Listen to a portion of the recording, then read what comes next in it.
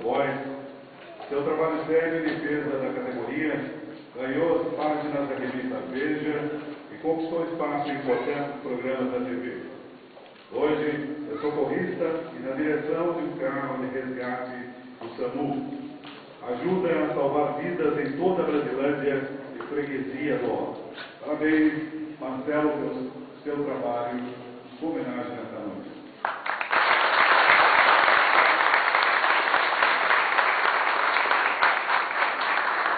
Muito obrigado, boa noite a todos.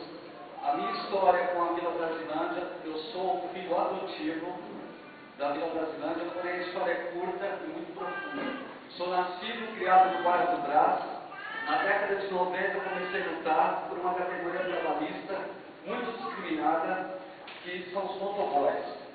Fui banido das grandes empresas de São Paulo, morava no bairro do Brás, graças a Deus não pagava aluguel. O dono ia todo mês lá me cobrar, mas eu não tinha condição de pagar. Foi a época Big Brother da minha vida, que a imobiliária me tirou da casa.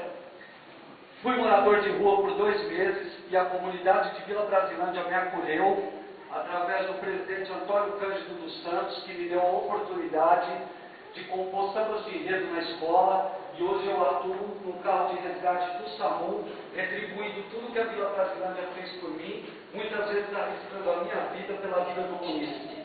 Gostaria de agradecer aqui ao Luiz Brasília. Eu gostaria que no Jardim Peri, que é onde eu estou morando atualmente, existisse um Luiz Brasília. Um homem que muitas vezes passa fome, sem dinheiro do ônibus, para correr pelos interesses da população.